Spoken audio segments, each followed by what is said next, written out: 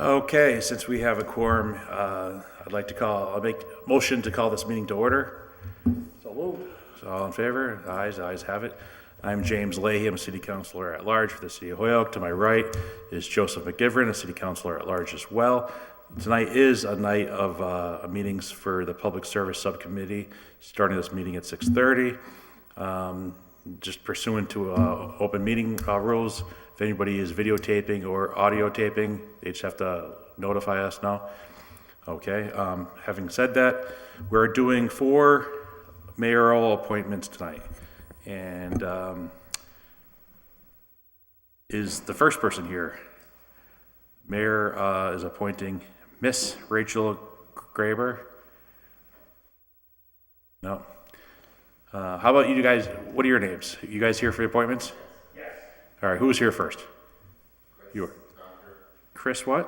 Gauthier. Okay, well, you're second on the list anyway. So Chris, come on down.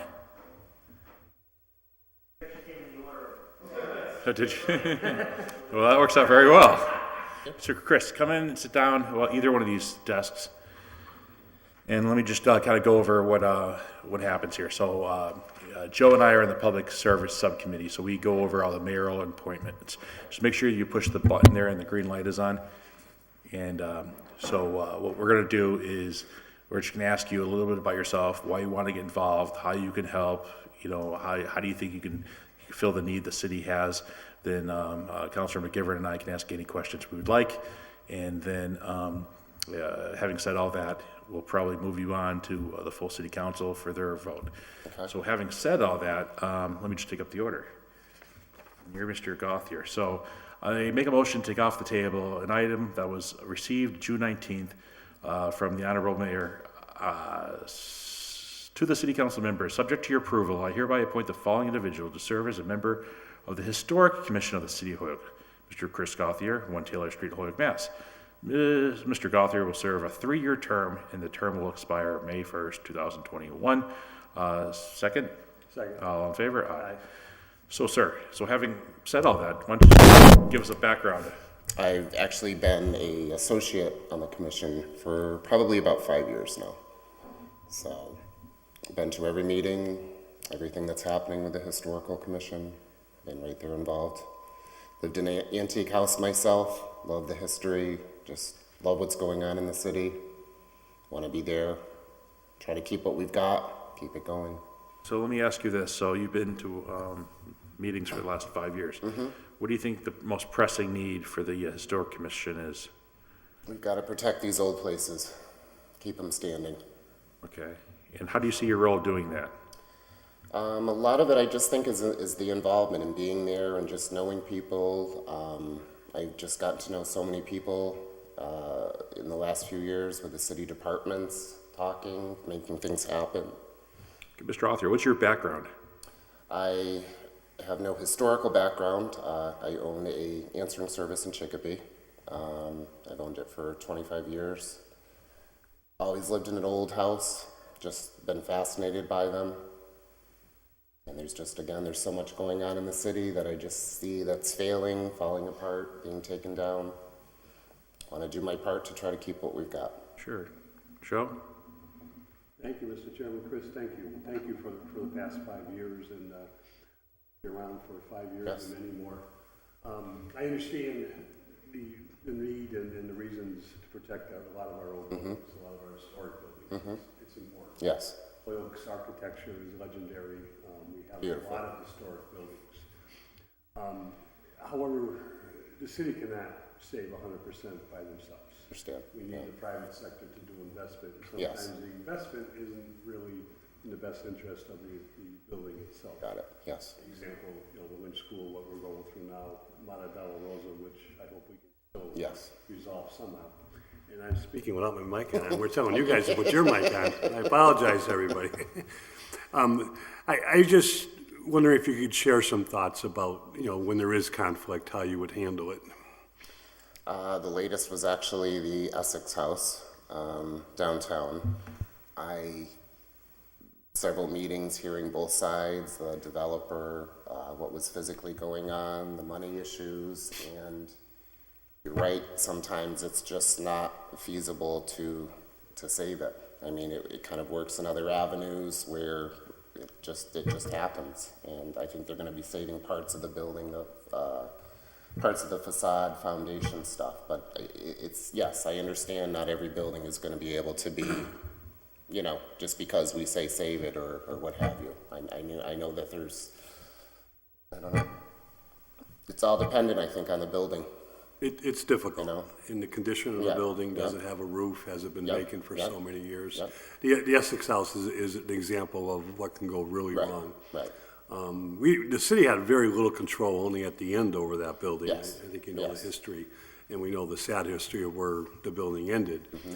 25 years ago, I sat on a committee with the city, and we went through all of our stock that the city owned, or, you know, not that we want to own it, but Right, because of tax right, title, right. in buildings that were vacant, a lot of apartment buildings. And we chose the ones that were the best. With the help of the National Guard, we mothballed many buildings. Okay. There's good and bad of the story. There's some that made it. Finally, a developer, owner came along, invested the money. We got help for them, and the buildings were, you know, put back on, not just back on the tax rolls, but Right. being used. Right. But then there's stories like on the corner of Maple and Jackson Street, where 26 years later, that caved into the street. So we need developers and we need the private sector to help us. Oh, yes, You know, yes. to either invent new uses or, you know, to be able to sink the money into the buildings to save them. Yes. But I thank you for your candor. Thank you. Having said that, I would make a motion that we confirm this appointment. Second? All in favor? Aye. Ayes. The ayes have it. So tomorrow night, we have a full city council meeting. This will be Okay. on the agenda. And so I suspect everybody shall vote for you. Having said that, Wednesday or Thursday or any other day past then, you can go into the city clerk's office and get sworn in. Sworn in. And Okay. then you will be an official member of the Historic Commission. Sounds Do you have any good. questions for us? No? No? Thank you. Thank you both. Thank you for your All right. volunteering. So you're all set, you can go. All right, so that passed. 2-0. So let's do some housekeeping here since she might show up. Well, actually, let's do that at the end. All right, so I make a motion and take off the table an item introduced by the mayor to the Honorable City Council. Subject to your approval, I hereby appoint the following individual to serve as a commissioner of the licensing board of the city of Holyoke. Mr. Anthony Luciano, is that how you say it? 24 O'Connell Ave, Holyoke. Mr. Luciano will be replacing Tim Grader, whose 6-year term recently ended. Mr. Luciano will be appointed to serve a 6-year term. Said term will expire August 1st. Second? All in favor? Aye. Sir, you just heard everything we just said. So why don't you give us kind of like a snapshot of your, why you want to be on this, what efforts can you bring, what's your background? Okay, so my background, I'm an IT developer, database and app. I've lived in Holyoke for 8.5 years. And what I feel the licensing board is important to,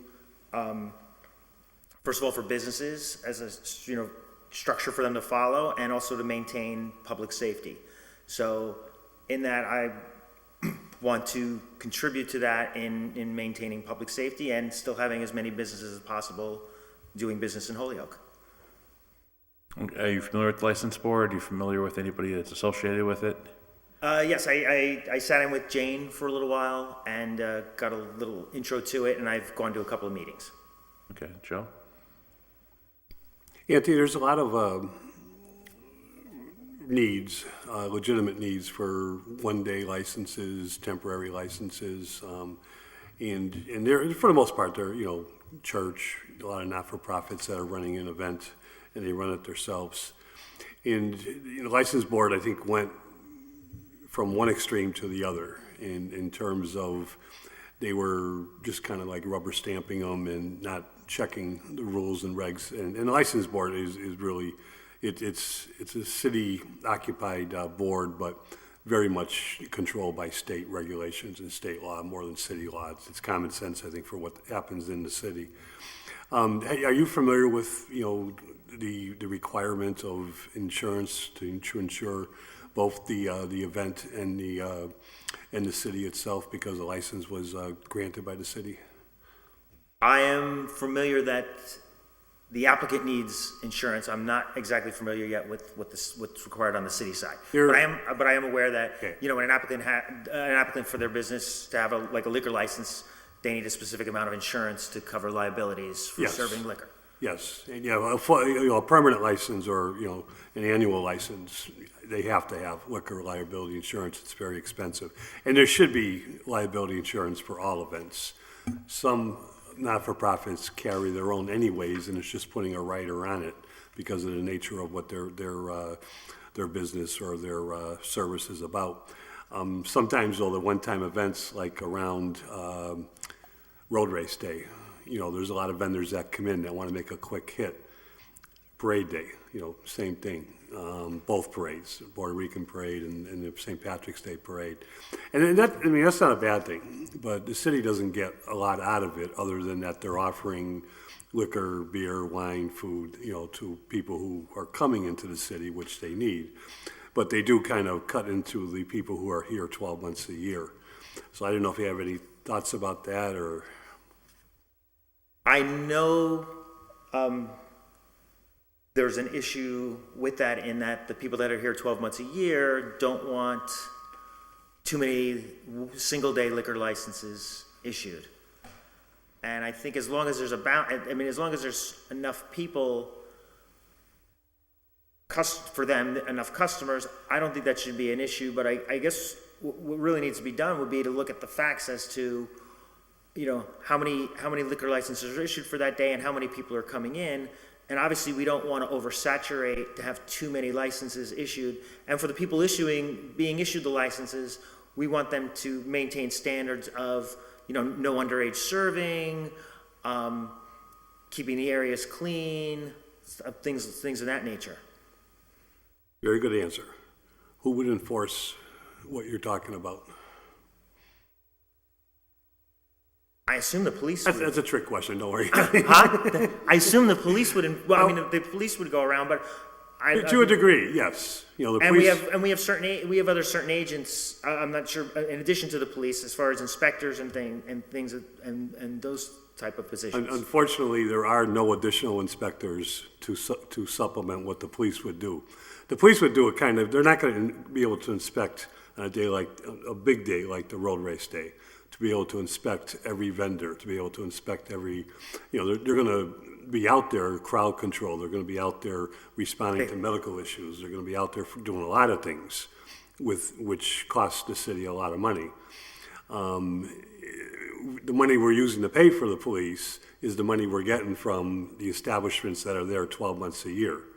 The guy who sets up a little food thing, a little beer cart in the middle of High Street, we're not getting anything from them except maybe the $100 for an application fee.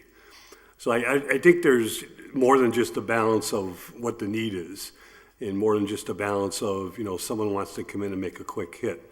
I think we have to think about how we establish policies that makes it and keeps it fair, safe, but fair for everybody. I think that you're right, and I would say we also need to look at, for a vendor, their past performance. Absolutely. And make sure they upheld what they signed up for, and didn't violate anything, and kept it running well for the day. Absolutely, and that holds true on an annual basis. It doesn't happen often, but sometimes even well-established proprietors that hold a liquor license get in trouble, and the license board actually has to intervene, and you can suspend licenses and deal out. There's a case going on right now, and obviously, in that public safety is the number one priority. Yes. Okay. Thank you for coming in. Thank you for applying. You certainly will have my support. It's not an easy job, but it is a very important one. Thank you. I make a motion that this has been confirmed. Second? All in favor? Aye. Ayes have it. So just like I had said earlier, tomorrow night is our full city council meeting, and you guys don't have to show up to this. You can guys feel free to watch it at home. Seeing that there's no barriers for you, which I doubt, you can come down Wednesday or any day before the next meeting and get sworn in by our city clerk. Do you have any questions for us? No, not at all, thank you. Yeah, and actually, the next meeting is Wednesday night. So you should probably come down Wednesday afternoon. Yes. Thank you. Good, not a problem. Have a good night, sir. All right, so I make a motion, we take off the table an item introduced by Mayor Morris. Dear council members, subject to your approval, I hereby appoint the following individual to serve as an associate member of the Board of Appeals for the City of Holyoke. It's Morris or Mossy? Morris. Partee? Partee.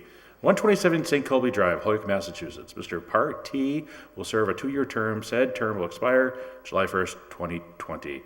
Thank you. All in favor? Aye. All right, sir, you've been here, so why don't you just give us your background and that sort of thing, and why you want to serve on the Board of Appeals? Sure. My background is I've developed a website for credit union professionals. My office was originally at Open Square for about 10 years. And my reason for volunteering is simply because the chairman of the committee said we need some bodies. And I thought it was a good public service thing to do. He did. He put that in the Hello Forum, right? I actually saw it as a Facebook post of his personally, and from there I discovered the Hello Holyoke forum. Okay. So this is a very important board, as all of the boards are very important. It's more dear to my heart because that's the first board I was on back in 1995, I think. So what happens is, I'm sure you're probably familiar, but just so if you're not, or the people at home, if the building commissioner, if something happens where he can't pass it because it's the letter of the law, that's fine. But the resident or the